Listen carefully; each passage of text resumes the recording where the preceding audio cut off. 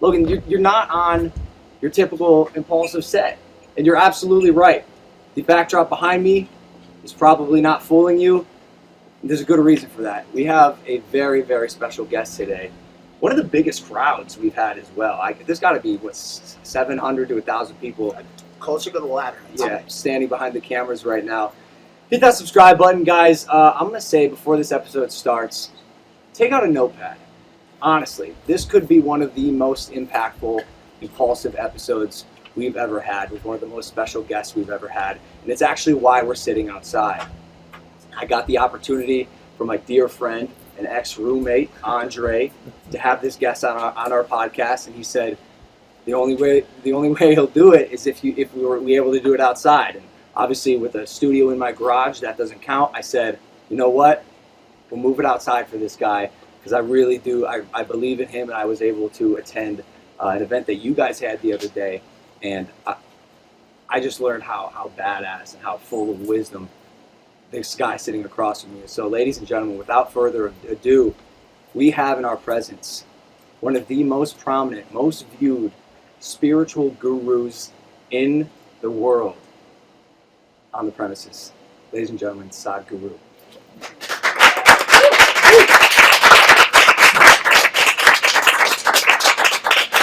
My maid, Maria, found out you were coming. I saw her standing behind the van and shooting me. She was sweating. I said, Maria, why are you sweating? She said, I love this guy. I follow all of his stuff. And she said, I think she's here somewhere. She's right over there. She is so excited for you to be here. And when I was at Andre's, we're all waiting for you to show up. And I don't know what to expect, right? But you come cruising in on a motorcycle, took off your helmet, and it's like a divine light just like was shining down on you, and then you took your seat, sang a hymn, and gave these nuggets of wisdom that made so much sense to me. And you caught my attention when you began speaking by saying you were the one that was skeptical of everything. I'm like you, see it to believe it type of guy. You're trying. I'm trying, so that's why I started growing out my beard, because yours is obviously so long, plentiful, bountiful, and full of wisdom. But you caught my attention because the things you were saying seem so grounded in reality. They seem so believable and practical, utilitarian, and applicable to life, and they made sense to me. So just happy to have you here. Andre, again, thank you for making this happen. You know a lot about him, and I want to turn to you to give us some talking points on where to start, because one thing I learned in just listening to the event you held the other day was the man knows everything. He's got the answers to everything. No, you do. You have the answers to everything. We got some relationship problems we want to ask you about. Because none of us know what is everything, so it's okay. Fantastic. So, yeah, brother, just appreciate you. How you doing? Thanks for joining us today. Just rode for an hour from outside of LA. Whoa, the tarmac is burning hot. Yeah. This is nice out here. Yeah, it's hot today. So you've just been traveling the past month over all across America on your motorcycle, correct? Yeah, and activating the conversation of spirituality, and getting to witness the beauty that the spiritual people here have, and with the indigenous people and Native Americans. And so what has been the most fascinating thing that you've been revealed and seen through your travels past month? Well, there are too many things, you'll need many days to listen to that. So let me tell you, the most prominent thing that stuck in my mind is Matotipila, which is unfortunately today being referred to as the Devil's Tower. It is a phenomena that all of you young people must experience. It is so incredibly powerful and so rare. I don't think that form of energy which we refer to in the human body, can I elaborate a bit? Or Sure. This is just an introduction? Yeah, So, in the human body, we recognize that for us to be so complex, as we are the most complex creatures on this planet, which a whole lot of human beings are suffering, unfortunately, but The complexity is what makes our life rich. To make this life so complex, there are our energies are finding expression in many different ways. We identify 114 different ways in which it's finding expression. Of this, it is categorized as 7.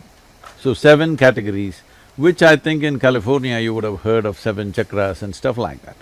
In this there is one particular chakra which is referred to as the Vishuddhi, a region which is in the throat region. This is normally I would say 99% of the human beings, it remains in its seed form throughout their life, it never blossoms, this one aspect. Because if this blossoms, there is such power to that human being that he can touch beyond his physical reach, literally touch, I'm saying. Physically, you can touch life which is beyond your physical reach, you can see things beyond your visual capabilities. So, this is one of the most rarest aspects of human development, which happens only with a very few people who are concertedly focused on that. But here there is a natural structure exuding that dimension in such a powerful way. In many ways, as I've been looking at the Native American culture, their spirituality and how they express themselves, when I see in many ways the fundamental is this energy source, because if anybody wants to propagate or transmit spiritual process, transmit mystical dimensions, it's very important that there's a solid energy source. I was always wondering, where is that energy source? Because we always create one. Before we transmit, we create an energy source which is always like a backup. Without that, you will dissipate yourself. But here there is a natural formation which is standing over 800 feet, phenomenally reverberating. It's a must for all of you young people, you must experience this. I wanna get into how you started this spiritual journey. I found that fascinating when I listened to you speak at Andre's.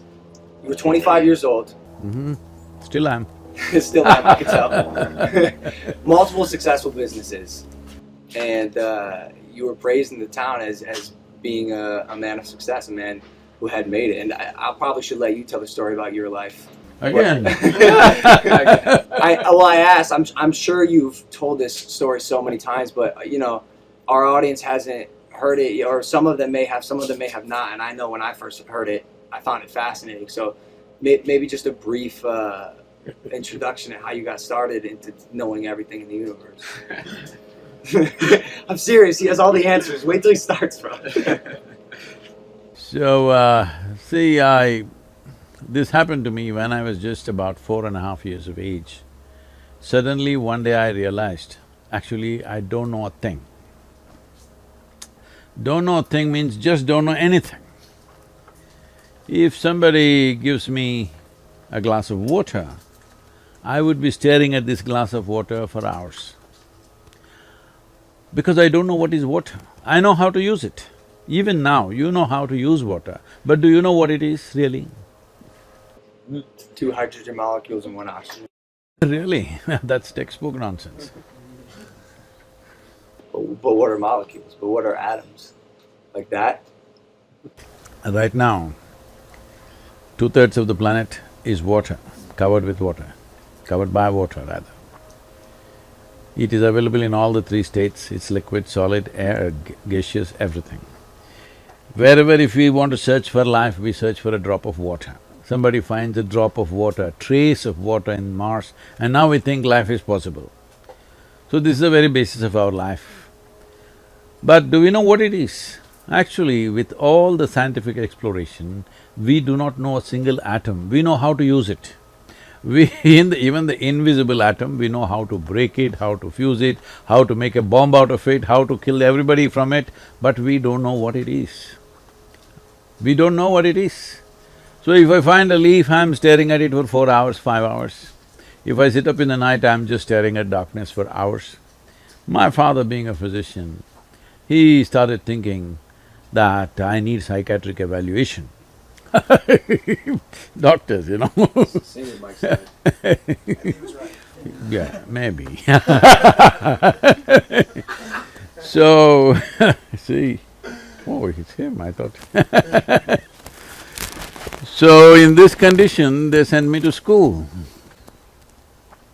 My mother said, you must pay attention to the teachers, you're always at something else. So I went and paid attention to the teachers. The kind of attention that they had never imagined anybody would pay to them. Nobody had ever paid that kind of attention. I sit there and I know their past, present and future, staring at them, staring at them, staring at them. Sometimes somebody said, don't stare at me like this. I'm just a little boy, 4-5-year-old boy, but they're kind of uncomfortable the way I'm staring at them. So I went to school and initially they started saying things and I sort of understood what they're trying to say. And then I realized, teacher after teacher coming and making actually sounds and sounds and sounds. See, right now, I'm making sounds. Because both of us think we know English language, you're making meaning out of this. Suppose I start speaking in any one of the Indian languages, they will be just sounds for you, isn't it? We're just making sounds. This language is a conspiracy between two people. I make this sound, you make that meaning. I make that sound, you make that meaning, you know? This is the whole thing. So I stopped making meanings and just started listening to the sounds. And every 45 minutes a new teacher will come and make sounds and sounds and sounds. It became very amusing and a big smile spread on my face. But they were not amused at all. So I saw that there was no point and I went to school only when it was absolutely necessary. The rest of the time I had more interesting explorations in the world. So one day it happened, now about 11 years ago, this school where I studied almost 45 years ago or more, they came to invite me for their 125th anniversary, school anniversary. I said, see, please, why me? I was not just a bad student, I was not even a student, I only came when it was absolutely necessary. Why me? They said, see, our school has produced ministers in the cabinet, our school has produced sports stars, our school has produced cinema stars, but you are the only mystic, so you must come. I said, okay, and I went I went there and stood up in the quadrangle to speak. I looked around, same oppressive buildings. And then I looked at this particular room and then I remembered, I was around 12 years of age. One afternoon, because at that time I'm in this condition, I don't know anything. If I pay attention to something, I can't take my eyes off it. I'm just looking at it, still trying to figure it out, what is it? So they can't get my attention. So he asked me a question, something. I just look at him. I don't even hear the question, okay? I hear sounds, I don't make meanings out of it, something. Everybody's blabbering something all the time. So I just look at him and he tries to get an answer from me for about 35-40 minutes, he tries hard to make me say something. When I don't know anything, what is there to say? So I was in that condition at that time. For many days I wouldn't speak. Because there's nothing to say, what is there to say? I don't know a thing. So I was just looking at him. After 35-40 minutes of frustration, he got so mad. He came and held me by the shoulder, shook me violently like that and said, you must either be the divine or the devil, I think you're the later. Well, I was not insulted or abused by this. My problem is, what is this, what is that, what is that, what is that? One thing was clear, this is me. This guy confused me about this also. I look like this, what is this? Is this divine or devil? What the hell is this? Suddenly I didn't know what is this. Till now I was okay. I did not know anything about anything, but I knew this is me. Suddenly this guy confused me. So that is when I started sitting with my eyes closed, trying to see what is this? Well, it took a few years, another 12-13 years, before I realized what is this. And what was that? Huh? What was that? See, right now, what you call as myself is largely the boundaries of your body. We can do an experiment, actually. Can you? Sure, let's do it. So, you hold both your hands together and with your eyes closed, what you do is you intensely rub it like this for about 30 seconds, as intensely as possible. It's gonna get hot. I don't like this. I really don't like this. Sadhguru, my skin is burning. Now hold your palms about 4 inches away from each other.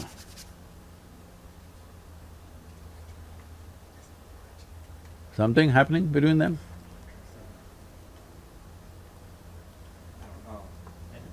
Some kind of sensation happening between them? Yeah. Yeah, my hands are hot. Not about hands being hot, between the two palms, is there something happening? I don't know. Please try it again, not with pressure but with speed. Yeah. It feels like there's like a magnet between Yeah. the two. So there is a sensation.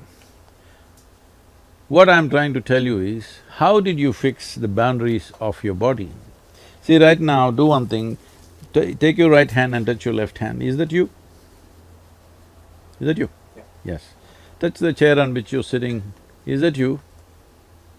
No. How do you know this? Because I could get off of it and walk away in the chair. Oh, this a whole lot of people have walked away from their body, haven't they? What about all the dead people, huh? Don't they come back on Halloween? I think the most important notion here is to understand that human experience is 100% self-contained, which you talk about. No, that's not what I'm saying. See, right now, you're fixing the boundaries of who you are only from the boundaries of sensation. Where there is sensation, it's you. Where there is no sensation, it's not you, isn't it? Can I just ask a question? I don't want to get too far ahead, but I want to bring this back for the impulsive audience who may not be aligned with this way of thinking or know who you are exactly or your approach. I have always been one to have a tough time with all of this. Me and Andre have had many conversations about it. I'm open-minded to it, but at the end of the day, I always have a Verizon bill to pay. I have health insurance that needs to You go to the phone bills. No, if you don't use the phone, there are no bills actually. Okay, great. Right. But great, and I love that. But I've got bills. to No, pay no, that no, I'm running month. let's come to the Verizon later. Right now, first of all, how do you define who you are and what you are? Essentially, whatever is within the boundaries of your sensation is you. Whatever is outside the boundaries of your sensation is something else, isn't it? See, right now, this water in this vessel, is this you? No. Before paying the Verizon, you need to drink water, all right? Yes. Is this you? No, it's not, it's not. It's not. No. And see, like I said, Yes, it's hard for me to listen, even get I- on your level to answer the No, no, question, no. is the water in the glass me? It's No, not I've you. been taught that the Yes. water in the glass is not me. Yes, but if I'm you drink trying it, here. if you drink it, will it become you? See, that's where I don't know. No, right now, two-thirds of your body is water. So it, Or- it is me then. It is you. But then is it still you in the toilet after you pee it out as well? That's up to you to decide. Okay. Then you'll get I'm flushed trying. out. What are you gonna decide? Well, I feel like it's more kind of goes through. You know what I mean? Like a No, car. it doesn't go through, please. Hello, it's not like gas. I know, it's not like gas or engine oil. Here, your body is a certain composition of food that you've eaten, water that you drank, and the air that you breathe, yes or no? Yes. So right now, we're just using water as an example. If it's here in this vessel, it's definitely not you, it's 100% clear.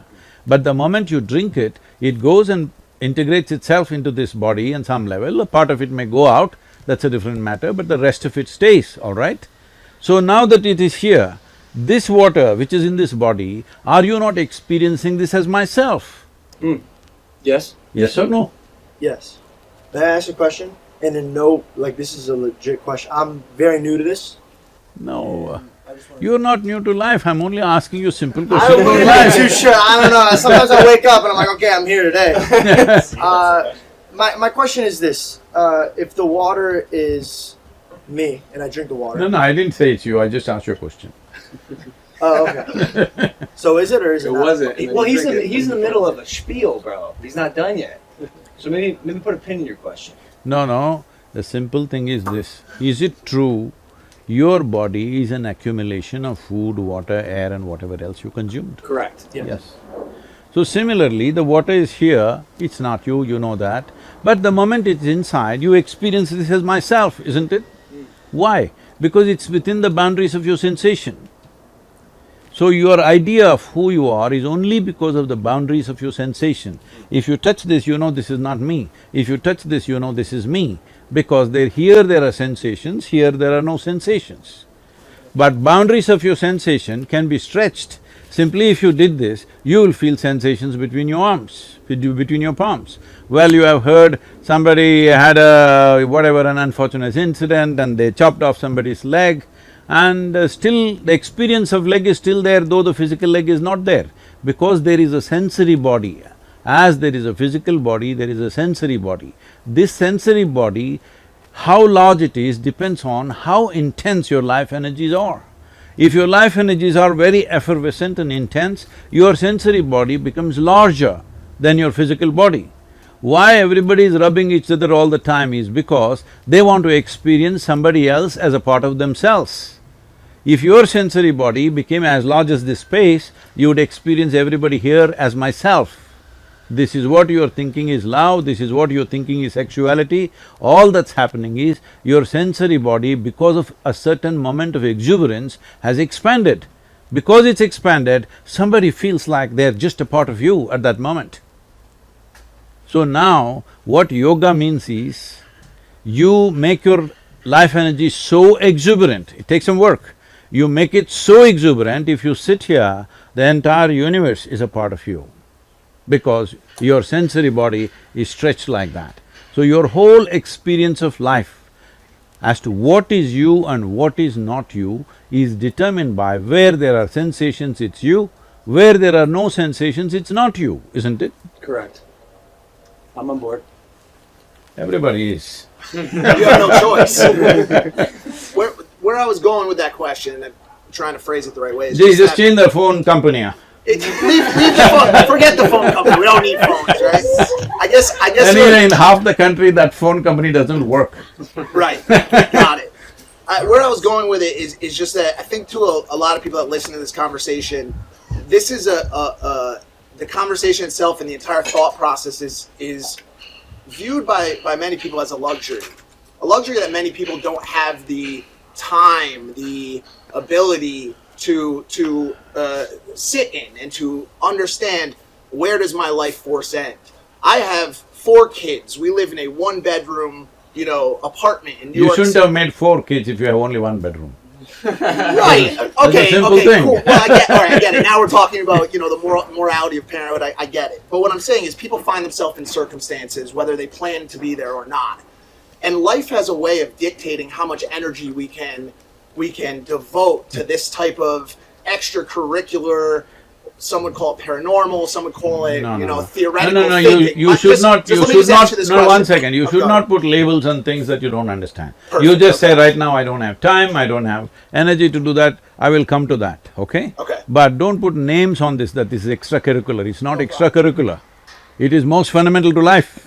If you want to live a sensible life, it's important that you know at least what is the nature of your existence. Without knowing the nature of your existence, if you try to handle this, you'll make a fool of yourself with the world. Right. So now that we know that, Got it. and you ran us through that, now that we know the nature of our existence. No, we don't. No, that's not how it works. That's what you always, I'm the water that I drank. No, you don't come to a conclusion like that. It is opening up one possibility. This is for you to wonder, what is the nature of my existence, which he thinks is a luxury. I'm saying it's like this. You want to handle something, let's say you want to handle this camera. You know nothing about it and you handle it. What will you produce, I'm asking? It's probably some horse shit. Yeah. Yes, that's what life is for most people, that's what he's saying. Horse shit. In one room they had 5 children. Why? There's one room, you should know what to do. I'm with you. I guess my question is, if I go to the grocery store, right, and I get to the register and I'm buying my lettuce and all of my organic vegetables, I get to the register and they say, that'll be $62.50. No, and I this explain to them, organic vegetable and all is too extracurricular, just buy it in Walmart. Okay, so I'm at the Walmart counter and they ask me for $60 and I say, but I have found out the fundamental principles of life and I have a life force that exists in between my hands when I rub them together. What I'm getting at is, how do you enthrall and ignite the masses to take part in this conversation about what life means? That's where I was trying to get to with this whole question. That's what I was taking the long See, route. I want you to understand, you're dismissing a whole lot of human beings as masses. There are no masses, there are individual human beings everywhere. If you have the patience, if you have the compassion, if you have the involvement, even if you go into the slum, there also there are individual human beings, there is no slum dwellers there. Hello? Yes or no? Yes. This mass of people, there is no such people. There are individual human beings. Every one of them is concerned about his or her life. Every one of them want to live well. I'm saying, if you want to use the camera well, the first thing is to read at least the instruction manual, even if you don't go for a training, isn't it? Hello? Isn't it so? So I'm just talking about the instruction manual for such a complex machine that's been given to you. The most sophisticated technology on the planet is this one, the human mechanism. Without knowing a thing about it, if you think you can handle it well, you cannot. If I can just interject here real quick, I think that for me, when it comes to spiritual seeking, it boils down to the question of who am I, right? What is the nature of my existence? And the pointing, right, is to understand who I am, I have to first understand who I am not. And so I feel like he was touching on most people are so identified with their mind and their body processes, and they think that is them. And so I think what he was trying to do is give a distinction as to the separation of who you are and what your mind and body are. See, that is one aspect. First of all, I'm saying, if you want to conduct anything well, will you conduct it well if you know everything about it? Or will you conduct it well if you know nothing about it? Former. That's all. You want to stand in the grocery line, if you are smart, you will never stand in the grocery line. I have not stood in a grocery line for years. All right, for decades. Right. Why? Because you grow your own vegetables. you You have a green thumb. It doesn't matter, but somehow you will not end up doing basic things for the rest of your life. You will get to do something better.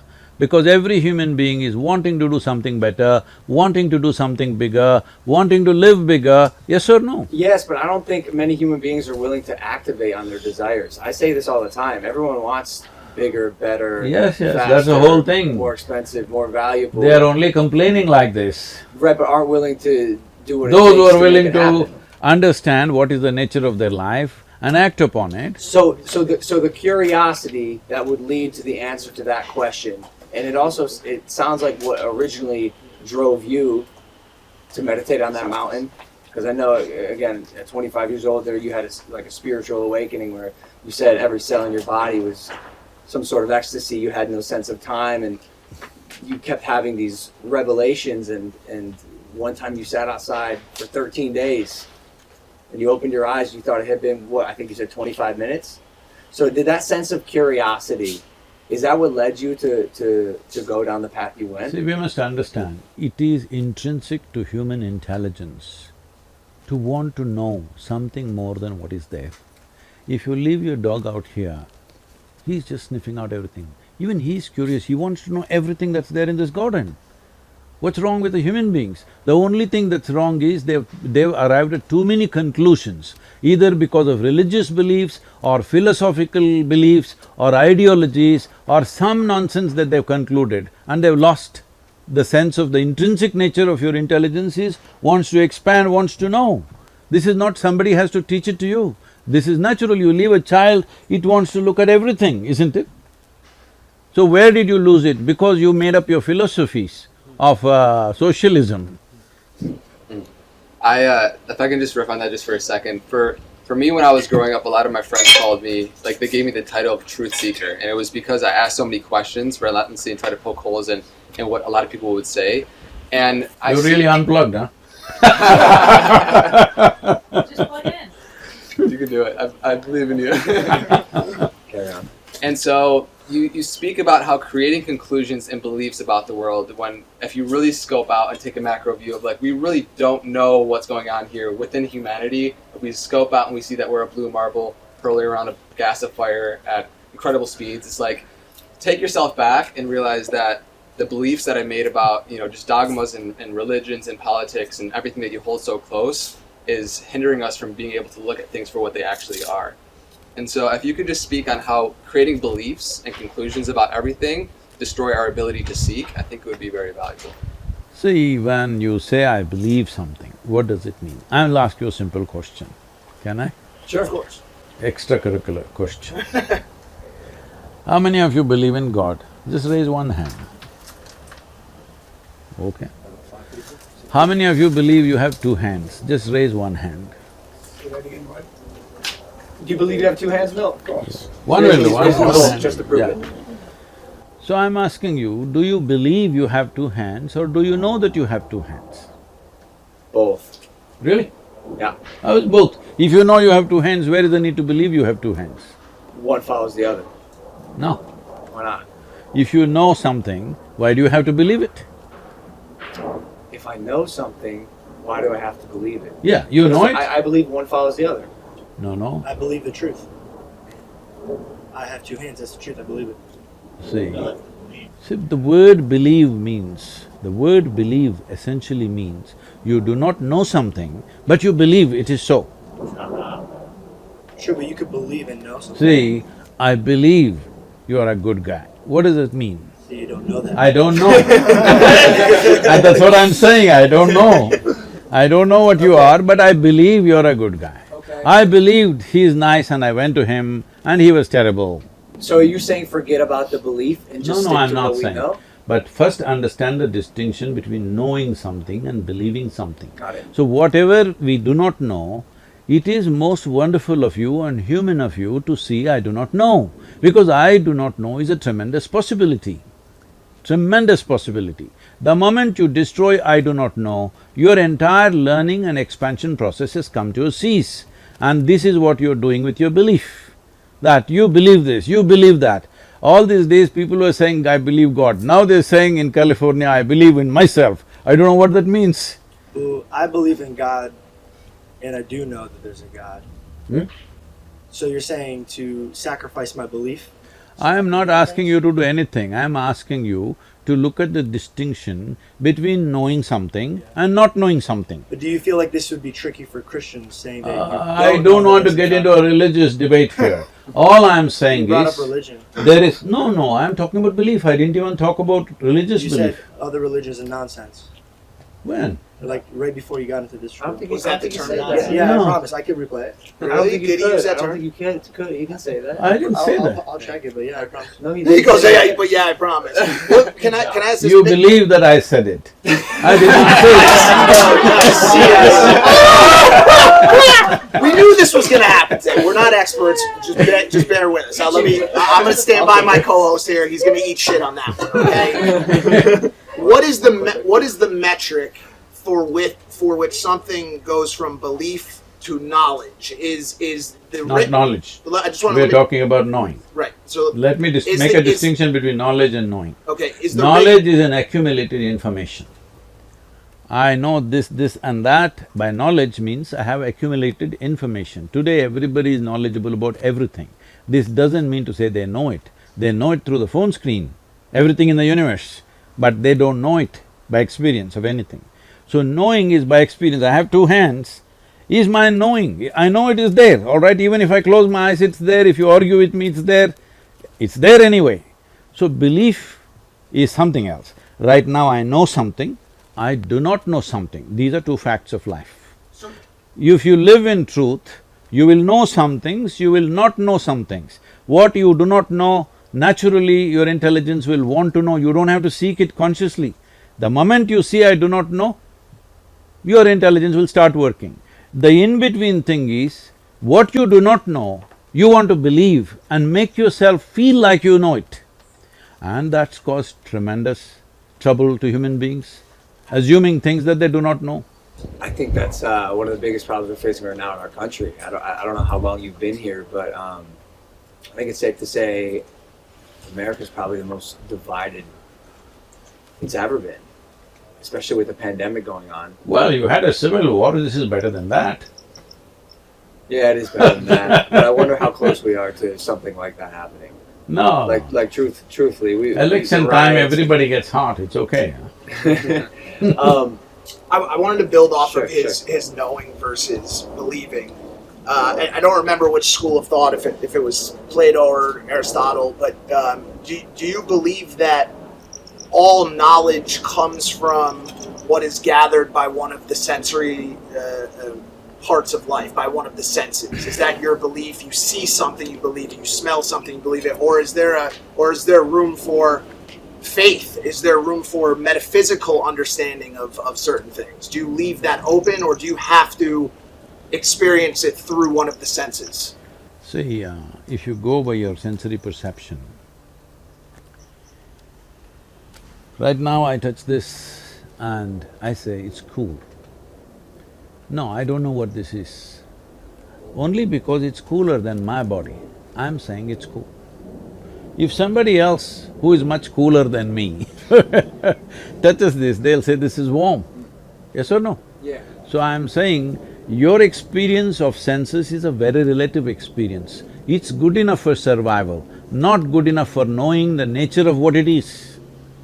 For survival process, you're seeing, hearing, smelling, tasting, touching, which is what you're saying. To go to the grocery store, all this is good enough. But if you want to know what it is, you cannot know through your senses. How do you know?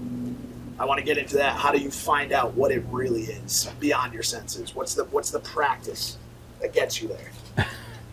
It's not about a practice. First of all, see, if you want to cross a border, first you must get to the border, isn't it? Right now you want to go to Mexico, you can't go from here, you must at least get to the border first. So if you want to know, this is why I started with the border, but you went into something else. I said the border of your experience is sensations. If something comes and touches, it's a sensation. If you see something, it's a certain kind of sensation. If you smell something, it's a certain kind of sensation. Everything in your experience is sensation. It may not be sensational, but it is sensation. That is why we are calling them as sense organs. They create sensations in the system. These sensations are vital if you want to live in this world, if you want to survive in this world. Otherwise you wouldn't know anything. Suppose you had no ears, eyes, nose, nothing. Would you know what is here? Nothing, isn't it? Total blank. You fall asleep, what is happening? Your heart is beating, your liver is functioning, kidneys are functioning, everything functioning. Now they're telling you even your brains are functioning. But you don't know a thing simply because all the five gates of sensations have closed down, isn't it? So your experience of life is right now limited to sensory perception, and that is the reason all this confusion, because the nature of sensory perception is such, if you see this part of my hand, you cannot see this part of my hand, isn't it? So you always perceive everything in parts. Now with these parts you are trying to make a whole. It doesn't work like that. Right now, people's understanding of what creation is, what existence is, it's a trillion-piece jigsaw. But they find three pieces, put it together and they form something and say, this is it, I believe this is what it is. You can believe whatever you want. If we work hard enough on you from your childhood, we can make you believe any damn thing in the universe, just know this. Right, I agree with that. Is that a shortcoming of humanity? Is that because our brains have not developed to a point where we are no longer limited by what we see, feel, touch, smell, hear? Or is there a way to break that boundary, and have you done it? See, human brain, there is nothing deficient about it. The deficiency is people are trying to operate without using the user's manual. They don't know a damn thing about their brains. That is their problem because they have lots of beliefs. They have lots of beliefs and beliefs and beliefs, so they can't use their brains. But the moment you see, I do not know something, do you see your brain starts working in a certain way?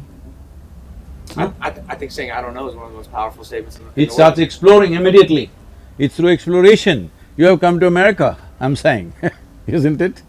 People came to America because of exploration, not because they believed. Nobody believed there was a land here. They thought they were going to India. Yesterday somebody asked me, what is your experience of, that Columbus landed in America and called the people here Indians, what do you think about it, how do you feel? I said, I'm glad he didn't land in India, but I'm sorry he landed here.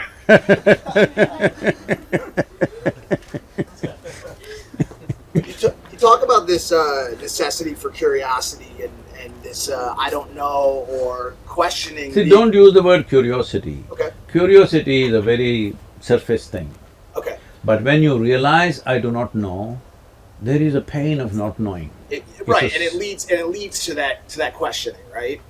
one of the things that some people use that aren't as that don't sit on a meditation system to get to that place of to get to that place of questioning and not knowing and being open to looking at things in new Can ways. I supply some vocabulary? What's that? Seeking. Seeking. Thank you so much. Like I said, brand new to this. One thing some of these people use is mind-altering drugs, ayahuasca, psilocybin, surgic acid. What are your thoughts on getting to this place of understanding through alternate means? See, it's like you can jinx the brain to create all kinds of experiences. Just by strongly dreaming about it, you can do it actually. People do it. You can hypnotize somebody and make them go through all kinds of things. If you're only hunting for experiences, it's fine. But what I'm talking is not about hunting for experiences, a genuine exploration. If you put on a VR and sit here, you may go to Mars right now. But you've not gone to Mars, that's all I'm saying. So by making some chemical changes forcefully, by introducing something, whether it's of natural origin or it came from the backstreet of something, it doesn't matter where it came from, you stimulate something chemically and an experience happened. If you did it just one time and you use this as a way to understand that I'm capable of these experiences. Yesterday I was just doing the daily quote today morning. The quote was something like this, if I can repeat that. It is like, whatever was the most wonderful and the peak level of emotion or experience you had, make that your baseline in your life. Because you're capable of that, all right? You're capable of that. What you're capable of must happen. What you're not capable of will not happen, that's a different matter. What you're capable… if you're capable of a certain level of joy, that must be your baseline. Now you will explore what's beyond. Now most people think these peak experiences happen only when somebody loves me, only when I pop this pill, only when I smoke this stuff. This is the wrong way to do it. If you used it just once to understand that my body and my experience is capable of reaching such a peak, and then you start living there, that's great. But every time you have to pop something and tomorrow you're sick, what's the point of that? Sadhguru, peace and happiness. I know I've asked you all, what do you truly want, right? What do you truly want in this life? And we, in the 3D material world, are chasing a lot of things because of the feeling that it's going to give us, right? And so peace and happiness seems to be the answer amongst a lot of people that I ask. And I hear you talk about how peace should be the fundamental baseline foundation in which you live, not the highest aspiration. So if you could speak for people that don't have that peace currently within their life and want that to be the basis for their whole life, how can they do that? See, this is the most unfortunate thing in the world, that most human beings just do not know how to be at ease. They're not even at ease. Forget about joy, forget about blissfulness. There is no ease, they're all in this jangled state. And now they say, this is how human beings are. Doctors say because that's their business, pharmaceutical companies say that's their business. See, for example, United States, we're here in USA, so let's take this as an example. This is the most affluent country on the planet right now. Why does an individual person or a society or a nation seek affluence? In the first stage of affluence, it's a choice of nourishment. I can eat what I want. If I'm hungry, I'm thinking of money. Why? Because if I have money, I can eat whatever I want.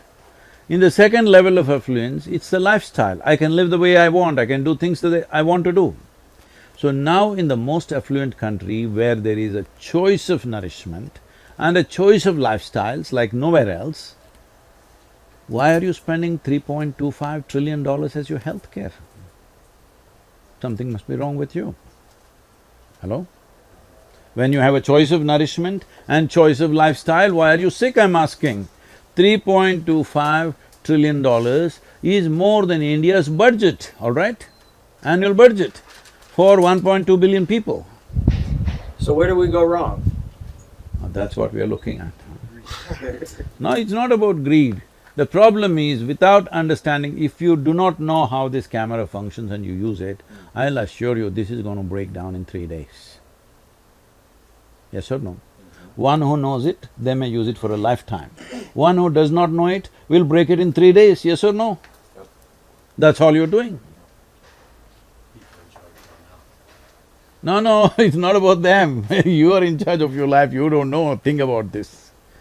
Because you think by fixing the outside world, everything will be okay. Because roads are done, bridges are done, airplanes are flying, you think everything is done. No. A human experience essentially happens from within you.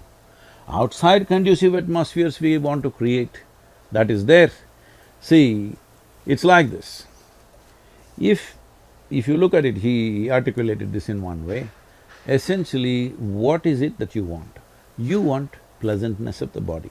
If body becomes pleasant, we call it health. Do you want it? So badly. Yes. If it becomes very pleasant, we call it pleasure. If mind becomes pleasant, we call this peace. If it becomes very pleasant, we call this joy. If your emotions become pleasant, we call this love. If it becomes very pleasant, we call it compassion. If your very life energies become pleasant, we call this blissfulness. If it becomes very pleasant, we call it ecstasy. If your surroundings become pleasant, we call it success. Only to create your surroundings in a pleasant manner, you need the cooperation of all these people. But for pleasantness of body, pleasantness of mind, pleasantness of emotion and energy, it is 100% your business, yes or no? Yep. So only to create pleasantness around us, we need… because there are many forces involved, we need help from them, we need cooperation from them.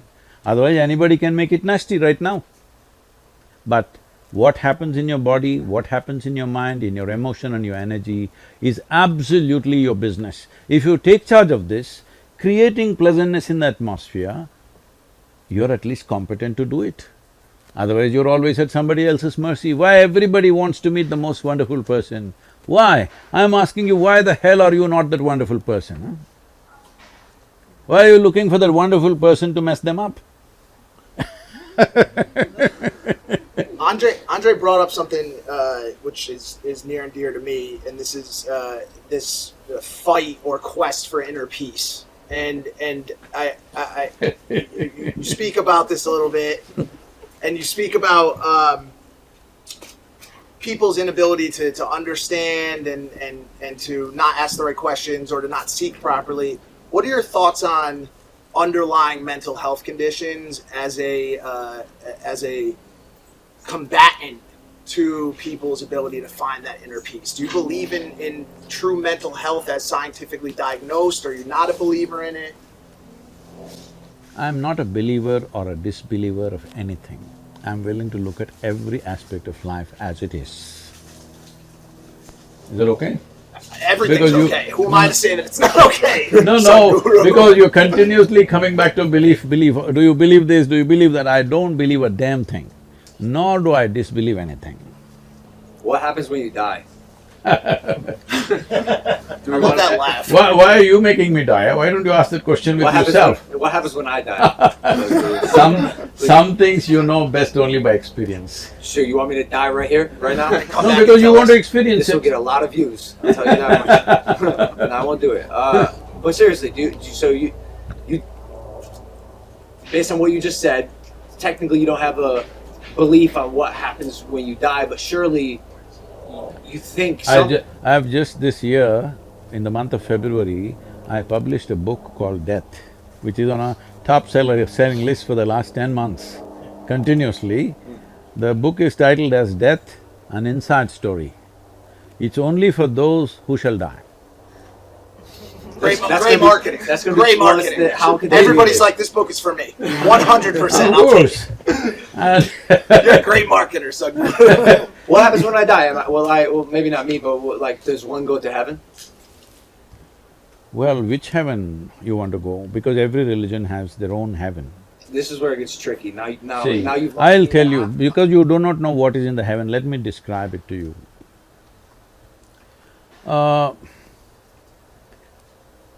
In the Hindu heaven, food is very good. If you're a foodie, that's where you must go. In the other heaven, there are, long white-gowned ladies floating in the sky. you like that means, you go there. That was Mike's. I like food. In another place you will encounter virgin problems. If that's what you're looking for, you go there. But what do you have to do to go there? You got to die first. That's an important thing. When you die, depending on your culture, we will either bury you, burn you, cut you and throw you to the birds, do something with your body, because this body is a piece of this planet. When your job is done, you must put it back. If you've not done anything eco-friendly, at least this much you must do, put the damn body back. Some people are talking about going to Mars with it, all right? You must put it back, that is one sensible thing to do. I am telling everybody in United States, I know I will become very unpopular. Why are you wasting cutting a tree when a man dies? At least plant a tree, because you make good manure. Have you seen those sacks? Yeah. Have you seen the seriously? Yes, I know. Tree There's, pods. there's these sacks you can place your body in Yep. and a tree will grow. I know out. you don't need a sack also. In India, we just wrap them in a cloth with salt and everything and we put them there and plant a tree, all right? I gotta ask you, is Mars out of play? Like in the way of that you seek? How can I ask this question properly? Like if I get buried on Mars, is Mars out of play? Your body material, unless you want to be exported to another planet, this material you picked up from this planet, when your job is done, it's best to give it back because it's just a loan. Well, The some girls that, Mother Earth gave you this body thinking that you will use it for your well-being and put it back when your job is done. You want to steal it and run away somewhere. well, some is that? girl at Whole Foods once told me that I was just made of stardust. She was very convincing of it. She said, "We're all just stardust." All right. I guess she's wrong. Wait, I guess what I'm getting at is this, like… No, let's finish this. Okay. So, these are all different offerings in the heaven, Sure. but this thing is you must die first. When you die, we put your body here no matter what. In which form we put it somewhere, either in a sack or a box or whatever, we put it here. So you went to heaven and you don't have a body. Now what do you do with good food and virgins, I'm asking? Oh, if you have no body, how could you take advantage of the good food and the virgins? I Yes. thought just like it's like spirit food. Well, here's why this is tricky, because say you die at a very young age. Seriously, this is where I get confused. What goes to heaven? Your soul? Great. Is your soul, is it… Which is soul, your- right or left? the left sole on my shoe. Is it the soul… something unfortunate happens, a 5-year-old dies. Does the soul of the 5-year-old go to heaven or hell as a 5-year-old soul? See, the Does it go as the soul of problem age is passed away? there is no line between what you know and do not know. That's why all this confusion. Right now, you do not know the nature of your existence, but you're talking about a soul because somebody told you so. I'm not questioning whether it's true or not. All I'm saying is you do not know. Hello? Something may be true, but you do not know. That's the important thing, because unless it comes into your experience, it's not there, isn't it? See, right now, if I close my eyes and sit here and doze off, all these people don't exist, because they're not in my experience, isn't it so? It's only what is in your experience which is true for you, rest you're just assuming. If you concretize your assumptions, that's called belief. So you say chase experiences? Are you afraid of dying? Do I look like that? It looks like you're a person who loves life. See, life is not my decision, life has happened to me, okay? If we were able to cause life, that's different, we didn't cause it.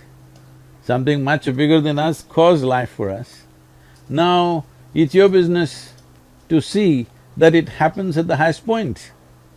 Because you've been given an intelligence, you've been given a capability, you must see it happens at the highest point. When I say highest point, not in a social context, but within you. You must be at your peak, otherwise you're a wasted life. Can I take a You have concerns that you have to pay your Verizon's bill, so you go with a long face on the street. No, the thing is just this, right now the only thing that you have is life, rest is all your assumption. Can I take a second to get sort of personal? And Andre, you did a someone brought it up at your event. The story of your wife was It's not a story. the reality Of your life. of your wife, and I don't know how to fathom what occurred, but it kind of goes along what you were just talking about living at the peak. And on Saturday, I heard you speak, or Sunday, I heard you speak, and you talked about her having the desire to go at what she felt was her peak. Mm-hmm. And in meditation, correct me if I'm wrong, in meditation, she made the conscious decision to leave this planet. Is it a question or it's a statement? I'm trying to phrase, coming from someone again who's just gotten immersed in this world, having that level of, whether you want to call it enlightenment, connectedness, knowingness, seems unfathomable to me.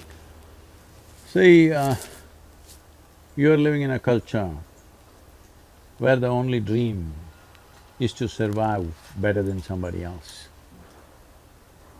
In the last 200 years, that's been the only dream, how to be better than everybody else, survive a little better, have little more than everybody else. But you're also, right now you and me are sitting on a land where for people, the distinction between life and death was very thin in their understanding and experience of life. The Native American people lived like this. I was amazed to see that only recently I discovered that they are talking about a doorway on top of the head. They're saying there is a doorway. They call it by something of their own language, what? Okay? Kapavi, which is a doorway that you can open up and leave. It is through that life came and it is through that you can exit. This is a well-established science in India, and there are any number of yogis who left their body like this, sitting among people, announcing to everybody, today I will leave, and just leave. Like taking off a pair of clothes. Huh? Like taking off a pair of clothes. Yes, of course, because you put this on. You put on the body, isn't it? Slowly over a period of time. If what you accumulate, if you can't put it down, are you stuck or no? Suppose you picked up this vessel and you cannot put it down, it's stuck to your hand. Is it a good thing? No. So similarly, you put on this body, it's stuck to you, you don't know how to keep it down. That's a terrible thing. That's what people are suffering right now, being stuck in their bodies. They don't know what to do. So, what Mahasamadhi means is, it's not that they left and went to another planet or something, they just dissolved as a person. There is no persona anymore. So it's a different dimension of life. I think this is too light and uncommitted atmosphere to debate or discuss such a thing. If you're interested, I will talk to you in a different kind of atmosphere where there would be better understanding. And above all, I don't want to casually discuss my wife with a whole bunch of people who don't understand what it is. Who don't understand what it absolutely. is. That's totally fair, yeah, absolutely. Sure.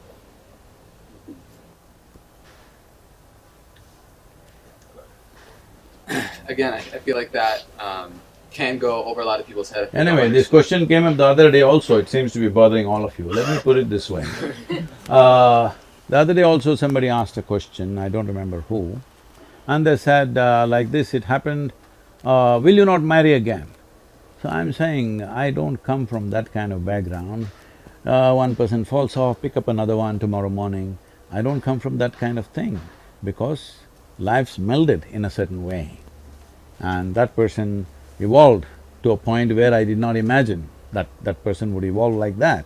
Beyond my imagination, beyond my expectation, something was done, something that is considered so phenomenal and sacred in the entire culture, and in the yogic culture it is always considered that way. So, when the atmosphere is like that, I don't want to sit and discuss my wife with all the people, all right? I totally get it. I'm sorry if I overstepped any boundaries. that whole thing is fascinating to me. And Yeah, I think you know, from religion to responsibility, from solace to solution. I hear in these conversations, and I'm really curious with the privilege that we have right now in this gathering, and with Logan's influence and the influence of many people that are watching this. They don't know where to begin. It seems like a lot, and it goes over their head. And so, No, Vicky, it's very easy to make it very clear where to begin. Unless you hop in with in-between things like this. Right now, standing in the grocery queue is not even on his mind, all right? He's just throwing it because he thinks that is a philosophy which will counter everything. I want to tell you, I read my Mein Kampf when I was 11, 12. I become a strong activist when I'm just 12, 13, and at 14, 15 I'm thinking of joining armed struggle. So it's not new to me, that kind of logic, that kind of rhetoric, as if it's a solution for everything. Yes, intellectually it looks like socialism, communism seems to be the ultimate solution. Please try it to enforce it and see what a mess it becomes. Go and see in other parts of the world where it's become an absolute mess, all right? So this is not because I like something, you dislike something, it's not about that.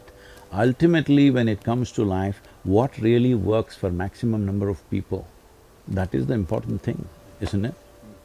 Regardless of the success rate of communism or socialism or the grocery line way of thinking, right, that I'm stuck in or have not thought my way out of, it is the way of things in this world right now, in many places, maybe not so much in other places. What is the reason for that? Is it the teaching of the parents? Is it the education system? Is it mostly religion? Who is the main perpetrator when it comes to set belief systems? And as opposed to giving us a starting point for creating new belief systems, how do you create a desire for the teachers of the next generation to think outside the box? See, for a long time, in the name of religion, in the name of philosophy, in the name of ideologies of variety of kind, all sorts of things have been promised. And all the promises are elsewhere, not here. I'm saying, because you're all continuously talking about belief, if you believe there is a better place than where we are right now, up there, why are you not gone, I'm asking? This makes sense to me. If you genuinely believe there's up there a better place than this, you should be gone, isn't it? Hello? Well, based on the religions that people utilize to believe in this better place, we don't get to choose the day. The day is chosen. You can choose the day. Hold on a second. You can choose the day, it's very simple. All right, go ahead. well, I think it just speaks into what we were talking about earlier, right? If we really knew that there was something outside after we died, there was a heaven that we really knew, if we actually knew, then yeah, I would want to go right now. Yeah. But because it's a belief, that becomes a difficulty. I'd like to hear George speak. That's wrong. So, like you said, life was given to us, so we're not allowed to take it. For example, I can't take my own life, and I can't take Mike's life.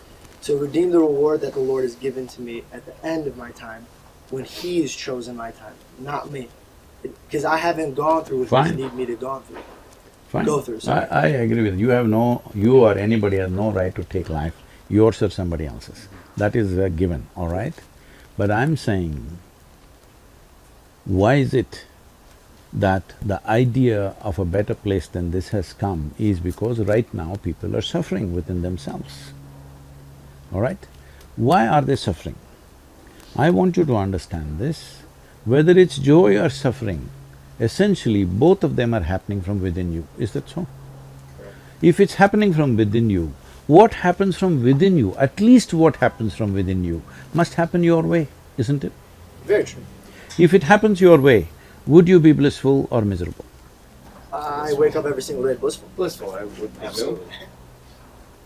Not presume, tell me. If you had a choice Would you make it pleasant or unpleasant for yourself? Pleasant. I'd probably go pleasant. Yes.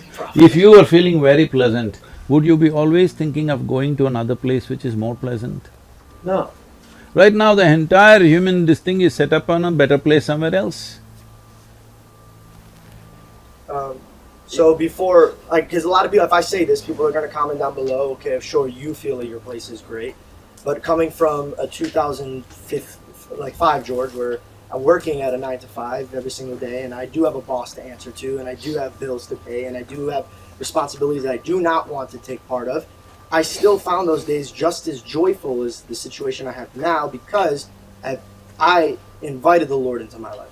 So if you're saying, why don't you just go there now? I'm saying, No, I'm not saying you should go there now.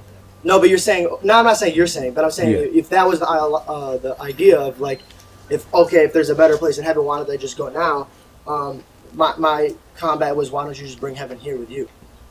I think that's what he's saying. And you're actually, ironically, you're both on the same page. That's what I'm saying. So which is great. But I am still looking forward to something greater, but I'm also bringing it here. So I feel like religion can do that. And I feel like… See, I've never said a word, I don't know from where you're getting this, I have never said a word, this is it or that is it. All I'm saying is, instead of simply seeing what I do not know as I do not know, you're making up things in your mind. Now, is it true that major religions on the planet, unfortunately, are on a collision course all the time? True. True. Why? Because I believe one thing, you believe another thing. After all, it's just belief, why don't we change it? The way it works. Because belief means you made it up. I think just the respect of you have your beliefs, I have my beliefs, we could still be on the same But planet. it's not worked, right? I mean, we're Millions still and millions, growing. hundreds of millions of people have died in the last 500 years Yes. because of my religion versus your religion. Is that a fact? True. Yes, and I want you to believe, I want you to know this, that all these people genuinely believed that they're doing the right thing when they killed other people. They believed 100%. Right now, that man who goes and explodes himself somewhere, he believes… See, anybody who stakes his life for something, you can't question his integrity, isn't it? I'm willing to throw my life for something, I can question it. It depends what you're doing it for.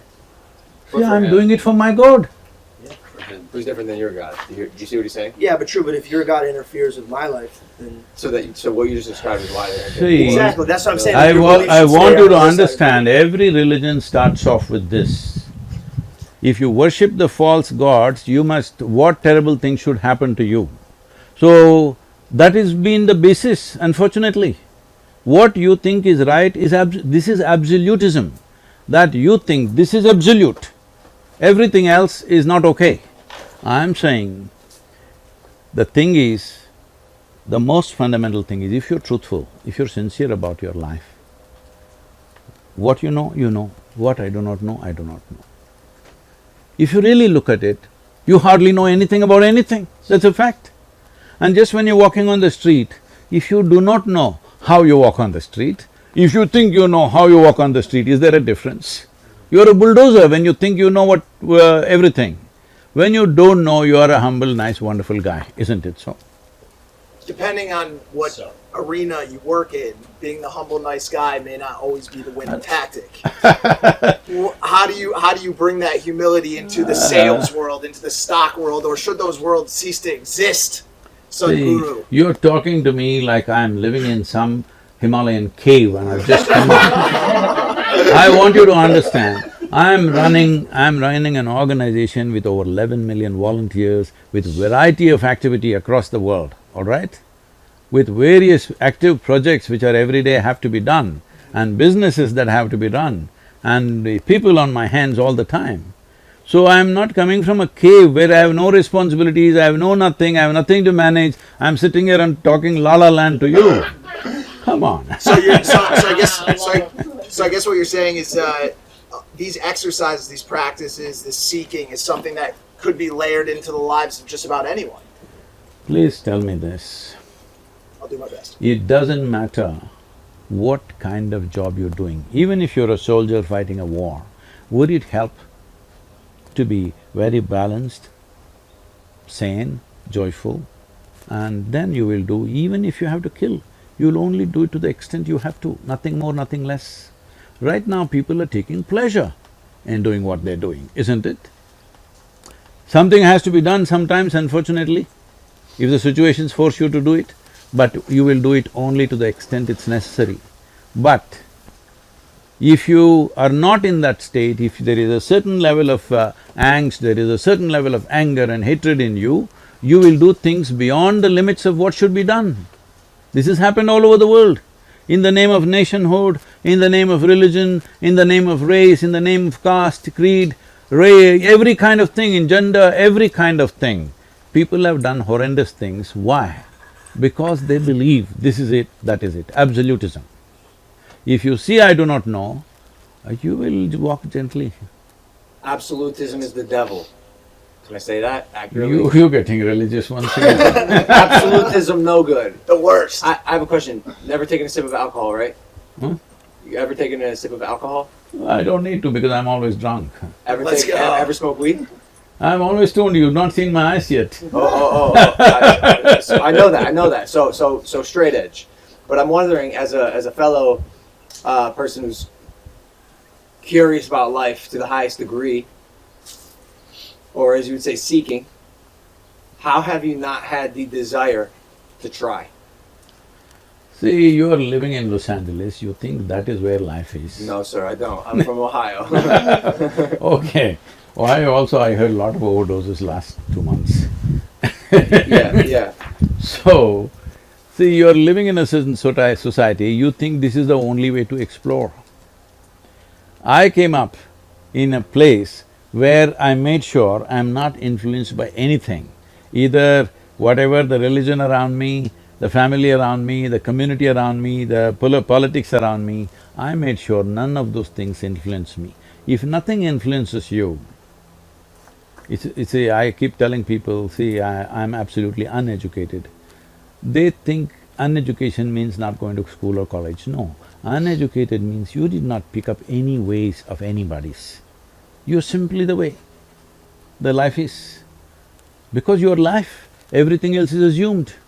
If you have experienced the nature of life that you are and the source of life which is also throbbing within you, why would you try picking up leaves and weeds, huh? Aren't you curious?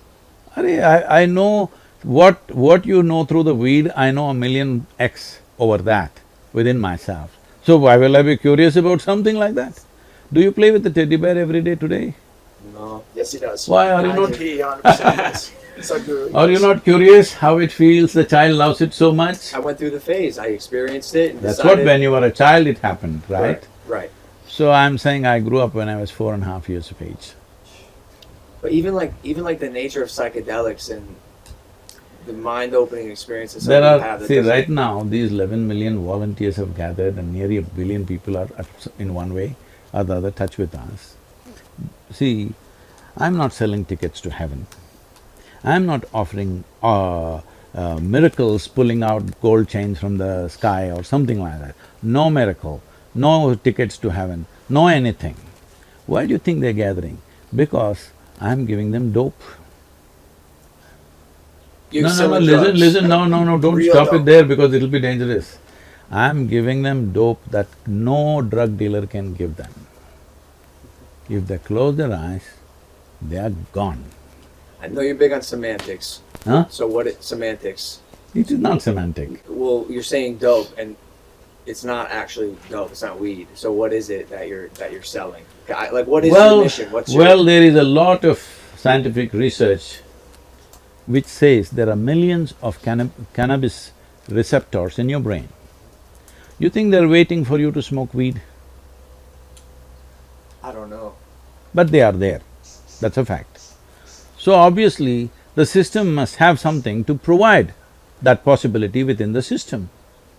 It is not that you have to go and pick something somewhere, it is here, because this is the greatest chemical factory. If you knew how to manage this, you wouldn't be in the back streets. You would make it happen here. Getting high off life. Huh? Getting high off life. Look, Yeah, look, that's the body. I understand. I'm just saying, like, I'm also a fellow curious person, and I had the thought process that I cannot die on this planet not knowing what a psychedelic does to my brain. I've refused. That's something I wanted to try before I died, and I did. And I'm just wondering, from a fellow person who is seeking, how that doesn't titillate you in some way. See, the thing is this, right now, we are all sitting in the same place, breathing the same air. Probably we eat similar food. At this moment, what is happening within me, how I am, I will not exchange this for anything in the universe. You give me the world, I will not change it. That's how big it is. If that's happening within you, you won't go pick weed, that's all I'm saying. Okay, so I'm lacking. So I'm curious because I'm lacking. No, if weed or whatever else gave you a little experience, you must understand, weed cannot experience, it's you who experiences. Weed might have stimulated some experience within you. Whether it is stimulated from outside or inside is the only question, right? If it is from outside, it always has a flip side of negativity to it. If it happens from within, when suppose there was… see, people are drinking alcohol. If there was no hangovers, if there was no liver burning up, whatever, they would be drunk all the time. If you could be too fully drunk and fully alert all the time, would you do it? Everybody, I would advise them, drink alcohol, okay? Right now, that's all I'm telling you, there is a way where you can be fully stoned and fully conscious at the same time. I believe you. You're also much wiser. You don't have to believe me, you just have to check out my life, how I live. But I'm saying, surely you are in your early 20s, and I know, like, you grew up in the 60s. So before you had the spiritual enlightenment, there wasn't a part of you that… Well, he said he aged at 4. 4 years old. So you're saying that us intoxicated, we're at a level here, but you sober are here, and you're teaching people that, and from your past conversation, you're saying that if you wanted to try it once to tell your body you could be here, that's fine, but if you're going to consistently take it here, that's wrong. You shouldn't be using a substance to get you to happiness. See, the choice is this.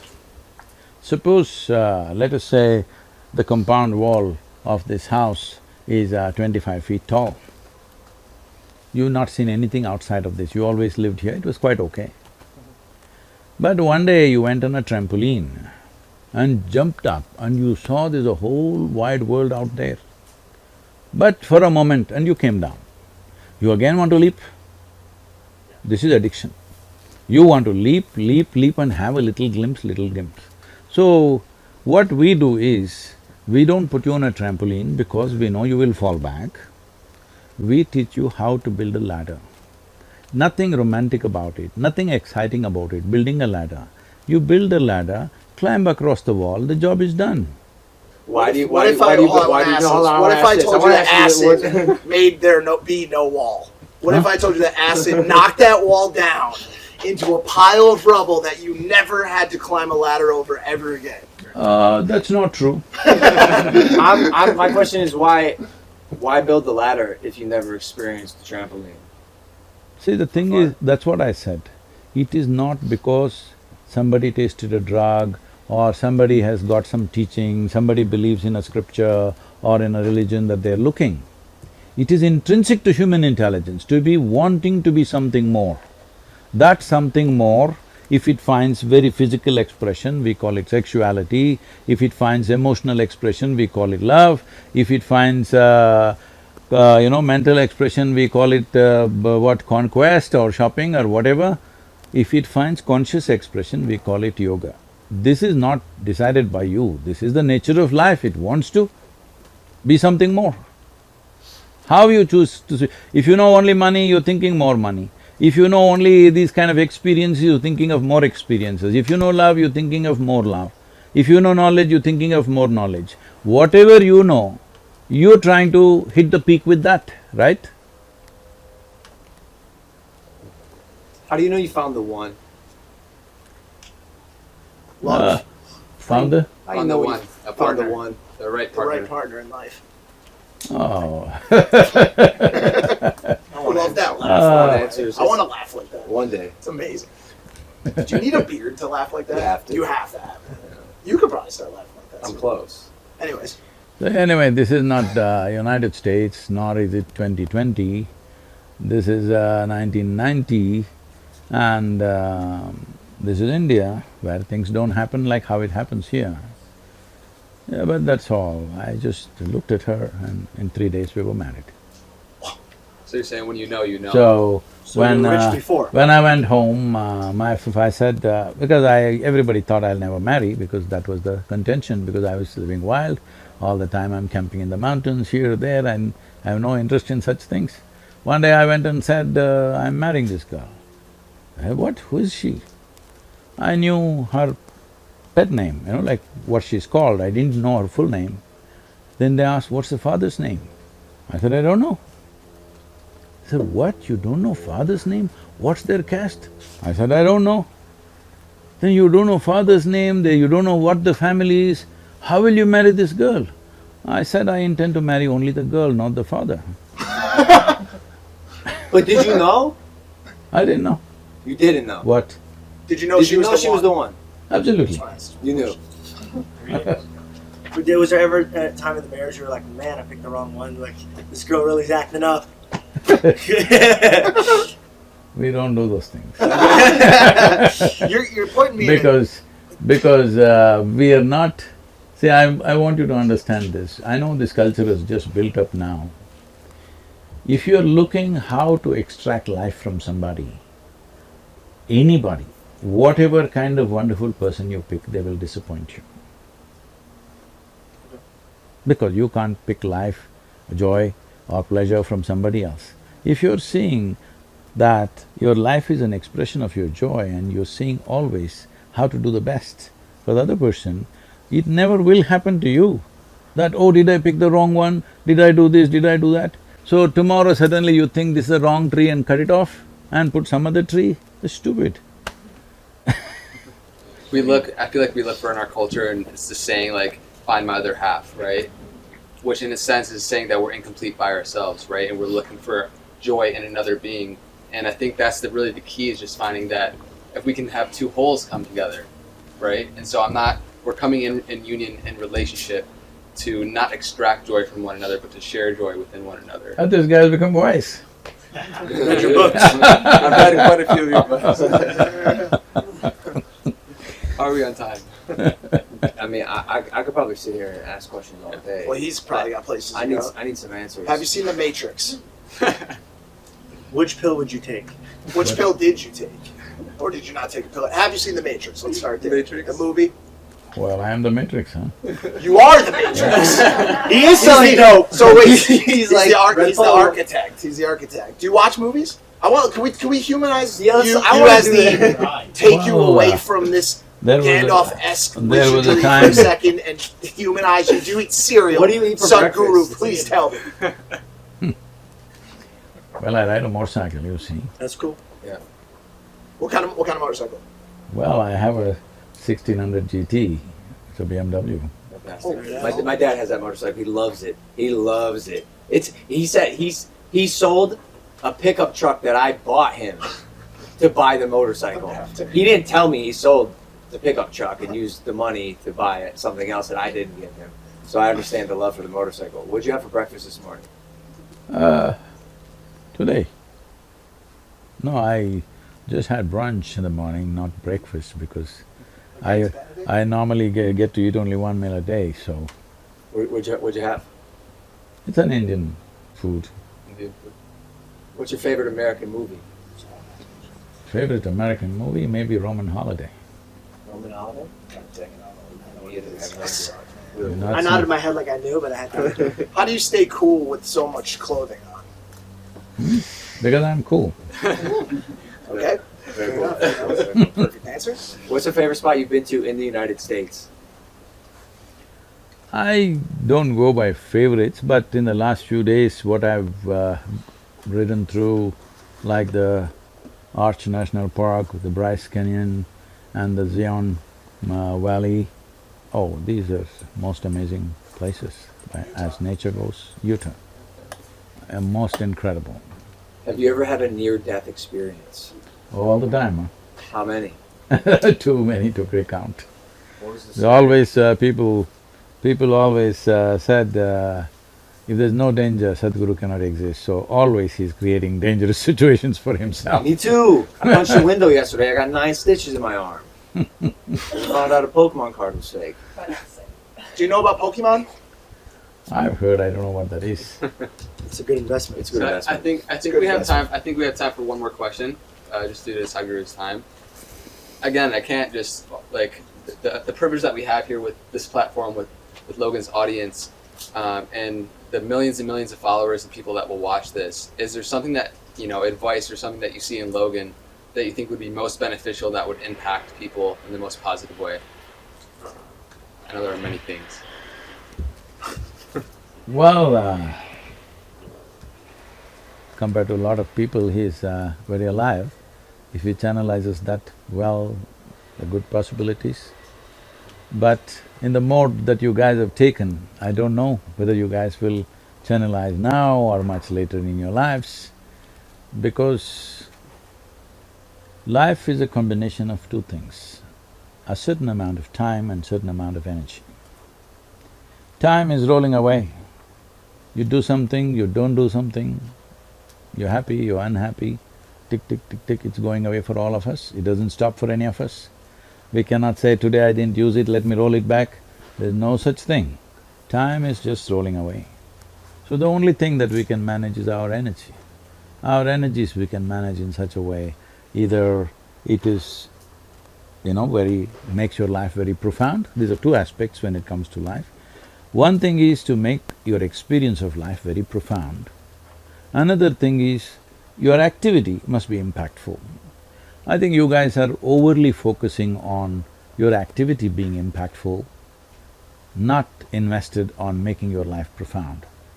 Because right now you think acid will make you profound, smoke will make you profound. Well, it gives you a facade. I didn't say that, I asked you. All I right. asked the question. All right. So I'm saying it doesn't make your life profound. In fact, it makes you frivolous, and it is also possible. I'm telling you, during my time, I'm saying when I was in university, 13 of my friends, over a period of 7-8 years, 13 of my friends died. Some to drugs, overdosing, some riding motorcycles too wild, not knowing where the limit is, trying to ride like somebody else, all right? You can ride to your limit. You can't do what somebody does. Somebody else may be doing something else. You must ride to your limit. You must know where is your limit and you stay on that edge and see how to push that edge. But you don't try to do what somebody else is doing right now. So like this 13 of my friends in 7-8 years' time, about 4 of them to drugs, remaining 9 of them to motorcycles, they lost their lives. They're all wonderful riders, they rode with me for many years. They're all… It's not like in United States, okay? This is like sitting on a microwave riding in United States. There is nothing, just put it on the cruise and you sit. This is not like that in India. You're riding, an elephant can be on the road, all right? And you need to be super alert and intuitive to ride at a certain speed. These are good guys, very good at what they're doing. But somebody drinks and drives, rides. Somebody thinks he can smoke and then ride, smoke up and then ride, like these kind of things. Or somebody, at any cost he wants to go ahead of somebody, whatever. Essentially, not calibrating your energies right. Those who died, died. Many others, they became accountants, they became lawyers, they became something else. They're all my age now. When I look at them, they're all successful people. They got money, they got wife, they got kids, all this, but no life in them. So this guy has got some life.